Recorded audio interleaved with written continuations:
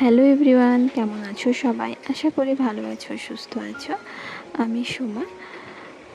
আমার নতুন আবার একটা ব্লগে তোমাদের সবাইকে স্বাগত। এখন বাজে সকাল 7:30 আর আমার দেখো স্নানটা শেষ হয়ে গেছে। স্নান করে চলে এসেছি আর সকালে বাসি কাজও সব শেষ, ঘরটর মুছে নিয়ে তারপর স্নান করে চলে এসেছি। এখন ঘুম থেকে উঠে পড়ি প্রায় 5:30টার সময়। তো 5:30 থেকে 6:30টার মধ্যেই আমার কাজ প্রায় শেষ হয়ে যায়, কারণ আমি রাতের দিকেই না, মানে রাতের বেলায় সমস্ত বাসি কাজের অর্ধেকটাই শেষ করে রেখে দিই, কারণ থালা বাসন সব মেজে গুছিয়ে রেখে দিই, শুধু সকালে উঠে ঝাড় দেওয়া আর ঘর মোছা এই কাজটাই থাকে। তো ওটা 1 ঘন্টার মধ্যেই শেষ হয়েই যায়। আর যদি থাকে কাপড় জামা কাচা বেশি যেদিন, তাহলে সেদিন একটু টাইম লাগে। এছাড়া যেদিন অল্প স্বল্প কাপড় জামা কাচা হয় সেদিন বেশি টাইম লাগে না। আর আমি প্রত্যেক দিনের জামা কাপড় প্রত্যেক দিনে কেচে দিই, সেটা আমার হোক বা ছেলের হোক। তো সেই জন্য বেশি টাইম লাগে না। আর শ্বশুর শাশুড়ি ওরা কেচে নেয়, আমি কাচি না, শুধু আমারটা আর আমার ছেলেরটাই কাছাকাছি করি। আর এই যে চান করে চলে এসেছি, তারপর পুজো করব। পুজোটা করে নিয়ে তারপর দোকানে যাব। আর সকালবেলা মা রুটিটা করে নিয়েছে, আর তাই রুটি করার আর এটা নেই, মানে ঝামেলাটা নেই আমার। তো সকালবেলা আমি যখন ঘর মুছছিলাম, মা তখন বললো যে আমি রুটিটা করে নিই, তুমি যখন পুজো করবে। তো হাতে টাইমও ছিল, ওই জন্য মা রুটি করে নিয়েছে। তারপর এই দেখো আমি চান করে চলে এসেছি পুজো করব বলে।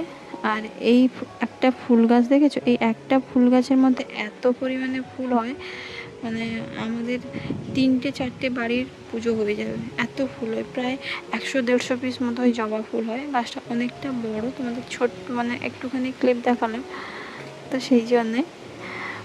আর তারপর এই যে দেখো মন্দিরে জল দিতে এসেছি, তারপর দেখি পেছন থেকে দুটো হনুমান লাফিয়ে চলে যাচ্ছে। আমি খেয়াল করিনি প্রথমটা, তারপরটায় যখন কিছুটা দৌড়ে যাওয়ার পর তারপর আবার একজন যখন দৌড়ে এসেছিলো তখন বুঝতে পারলাম। আর ভয়ে আমি সরেই এসেছিলাম। তো মানে ওদের রাস্তার মাঝখানে পড়লে কোথায় চড় থাপ্পড় বসিয়ে দেবে তার কোনো ঠিক নেই, সেই জন্যই ভয়ে সরে এসেছিলাম। তো ওদেরকে বিরক্ত না করালে ওরাও কিন্তু সচরাচর কিছু বলে না, কারণ প্রায় দিনই এরা আসে। প্রায় দিন বলতে হয়তো মানে কি বলবো, প্রায় মানে রোজই আসে বলতে গেলে। তো মাঝখানে মাঝখানে আবার কিছুদিন থাকে না, হয়তো 1 সপ্তাহ বা 1 মাস মতো থাকে না, তারপর আবার এসে থাকলোই 1 মাস 1.5 মাস হয়তো আছে এখানে। সমস্ত আম গাছের ফল কিছুই থাকে না মোটামুটি। তো তারপর মন্দিরে জলটা দিলাম, আর তারপরে এই যে চলে এসেছি পুজো করবো বলে। আর এই যে ঠাকুরগুলো দেখছো না, এগুলো আমাদের একদম ঘরের সামনেই, ঢুকতেই একদম মুখের কাছেই ঠাকুরগুলো আছে। তো সেখানেও প্রত্যেক দিন ফুল দেওয়া হয়, তো সেটা দিয়ে দিলাম। তারপরে দেখো চলে এসেছি যেখানে আমাদের ঠাকুরটা আছে, ওখানেই পুজো করব বলে। তো পুজোটা করে নিয়ে তারপর দোকানে যাব। এই যে বললাম, মানে আজকে আর তো তাড়া নেই যে পুজোটা করে আমাকে রুটি করতে হবে, রুটি যেহেতু করাই আছে।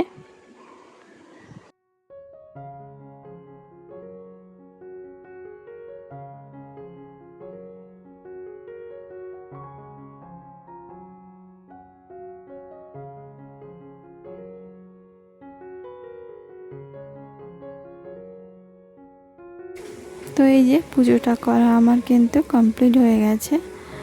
আর এই দেখো আমি এইভাবেই কিন্তু প্রায় দিন, মানে প্রত্যেক দিনই এইভাবে সাজিয়ে দিই যখন ফুল থাকে। আর মানে এই সময়টা ফুল বেশিই থাকে, আর শীতকালে তো ফুল থাকেই না, তাই ঠাকুরকে ফুল দিতেই ফুল কোলাই না। তারপরে এই যে বেরিয়ে পড়েছি দোকানে যাব, এখন ওই 8:30 মতো বাজে। তো আর এই যে চলে এসেছি দোকানে। এই দেখো এটা হচ্ছে আমার দোকান। আগে পাটে দেখিয়েছিলাম তোমাদের যে ওই দিকটা না এমনি পুটলা পুটলা করে দোকানে জিনিস ছিল, তো ওই দিকটায় শোকেস বসিয়েছি একটা। তারপরে এই যে দোকান থেকে চলে এসেছি 11টার দিকে। তারপর এসে রান্না বসালাম, আজকে সোমবার ছিল, নিরামিষই হয়েছে। আর এই যে দেখো ডাল করেছি, উচ্ছে ভাজা করেছি, শাক ভাজা করেছি, আর ঢ্যাঁড়স আলুর তরকারি করেছি। তো আজকে ভিডিওটা এই পর্যন্তই।